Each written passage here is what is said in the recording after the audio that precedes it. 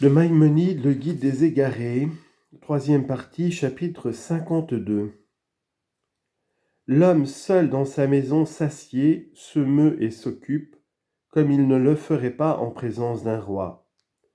Quand il se trouve avec sa famille ou avec ses parents, il parle librement et à son aise, comme il ne parlerait pas dans le salon du roi. Celui-là donc qui désire acquérir la perfection humaine et être véritablement un homme de Dieu, se pénétrera bien de cette idée que le grand roi qui l'accompagne et qui s'attache à lui constamment est plus grand que toute personne humaine, fût-ce même David et Salomon. Ce roi qui s'attache à l'homme et l'accompagne, c'est l'intellect qui s'épanche sur nous et qui est le lien entre nous et Dieu. Et de même que nous le percevons au moyen de cette lumière qui épanche sur nous, comme il est dit, « Par ta lumière, nous voyons la lumière ». Psaume 36, verset 10. De même, c'est au moyen de cette lumière qui nous observe, et c'est par elle qu'il est toujours avec nous, nous enveloppant de son regard. L'homme pourra-t-il se cacher dans une retraite de manière que je ne le vois pas ? Jérémie 23, 24. Il faut bien comprendre cela et savoir que les hommes parfaits, dès qu'ils s'en seront pénétrés, arriveront par les voies de la vérité, et non de l'imagination, à un tel degré de piété, d'humilité, de crainte et de respect de la divinité, et éprouveront une telle pudeur devant Dieu, qu'ils se conduiront dans leur intérieur, étant avec leurs femmes ou dans le bain, comme ils se conduiraient en public devant tous les hommes. Ainsi, par exemple, il est dit de la conduite de nos docteurs célèbres avec leurs femmes, découvrant un palme et recouvrant un palme. Ailleurs, il est dit, quel est l'homme pudique ? Celui qui satisfait un besoin pendant la nuit comme il le ferait en plein jour. Tu sais aussi que les docteurs ont défendu de marcher la taille droite, toute la terre étant remplie de la gloire de Dieu. Isaïe 6, 3. Tout cela a pour but de confirmer l'idée dont j'ai parlé, à savoir que nous nous trouvons toujours devant Dieu et que c'est en présence de sa majesté que nous allons et venons.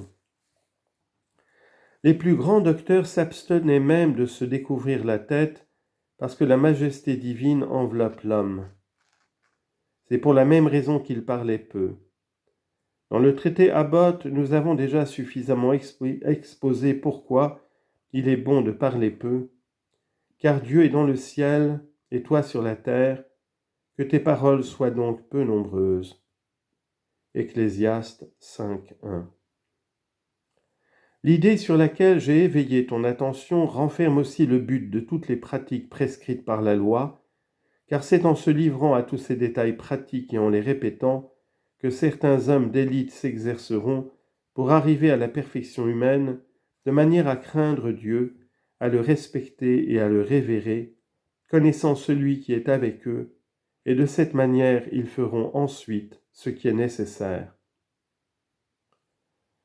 Dieu a exposé lui-même que le but de toutes les pratiques prescrites par la loi, c'est de recevoir par là ces impressions dont nous avons dans ce chapitre démontré la nécessité à ceux qui connaissent les hautes vérités, impressions qui consistent à craindre Dieu et à respecter ses préceptes.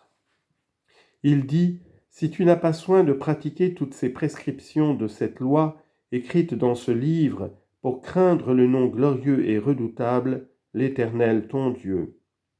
Deutéronome 28, 58. Tu vois comme il dit clairement que toutes les prescriptions de cette loi n'ont qu'un seul but, à savoir de faire craindre ce nom. Que ce but doit être obtenu par les pratiques, c'est ce que tu connais, c'est ce que tu reconnais par les paroles de ce verset, si tu n'as pas soin de pratiquer, où il est dit clairement qu'il est le résultat des pratiques, c'est-à-dire de l'exécution des préceptes affirmatifs et négatifs.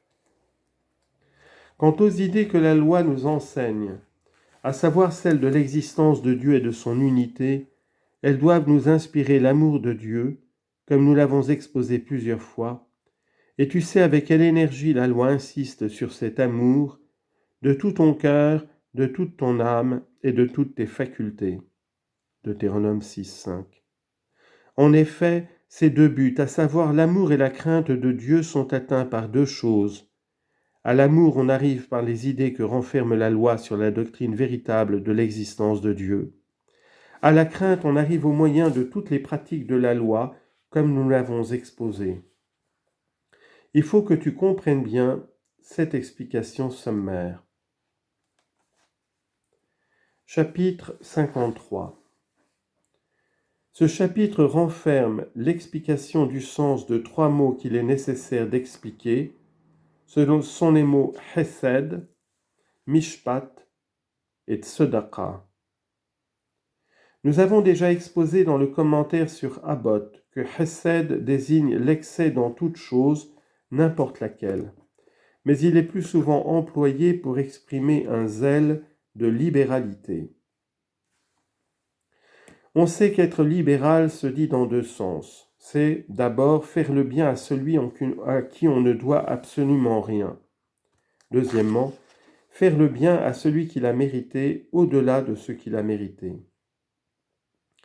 Les livres prophétiques emploient le plus souvent le mot Hesed dans le sens de faire le bien à celui à qui on ne doit absolument rien. C'est pourquoi tout bienfait qui vient de Dieu est appelé Hesed, comme il est dit « Je rappelle les bienfaits de l'Éternel » Isaïe 63, 7. C'est aussi pourquoi cet univers, je veux dire sa production par Dieu, est appelé Hesed, comme il est dit « C'est par la bonté divine que l'univers a été construit » Psaume 89, verset 3. Ce qui veut dire la construction de l'univers est un bienfait. Dieu dit encore en énumérant ses attributs « V'rov Hesed » plein de bienveillance. Exode 34, 6. Quant au mot tzedaka, il est dérivé de tzedek, qui désigne l'équité. L'équité consiste à faire droit à quiconque peut invoquer un droit et à donner à tout être quelconque selon ses mérites. Cependant, dans les livres prophétiques, on n'appelle pas tzedaka, conformément au premier sens, l'acquittement des dettes qui t'incombent à l'égard d'un autre. Car si tu paies au mercenaire son salaire, ou si tu paies ta dette, cela ne s'appelle pas tzedaka. Mais ce qu'on y appelle tzedaka, c'est l'accomplissement des devoirs qui t'incombent à l'égard d'un autre au point de vue d'une bonne morale, comme par exemple de soulager celui qui souffre d'un mal quelconque. Voilà pourquoi il est dit au sujet du devoir de rendre le gage, Deutéronome 24, 13, et cela te comptera pour un acte de tzedaka. Car si tu marches dans la voie des vertus morales, tu es équitable, tzedek, envers ton âme rationnelle, puisque tu remplis ton devoir à son égard. Toute vertu morale étant appelée tzedaka, il est dit en Genèse 15, 6, « Et il eut foi en l'Éternel, qui le lui compta comme tzedaka », où on veut parler de la vertu de la foi. Il en est de même de ce passage, ce sera pour nous une tzedaka si nous avons soin de pratiquer. Deutéronome 6, 25.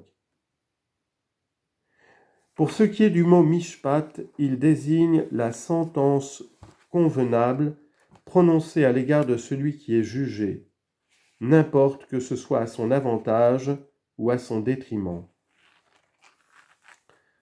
En résumé, le mot hesed s'applique à ce qui est une libéralité absolue. Tzedaka se dit de tout bien que tu fais au point de vue de la vertu morale par laquelle tu perfectionnes ton âme. Enfin, ce qu'on appelle mishpat a pour résultat tantôt une punition, tantôt un bienfait. Nous avons déjà exposé en parlant de la négation des attributs divins que tout attribut qu'on donne à Dieu dans les livres des prophètes est un attribut d'action. Ainsi, en tant qu'il donne l'existence à toute chose, il est appelé Hassid, bienfaisant.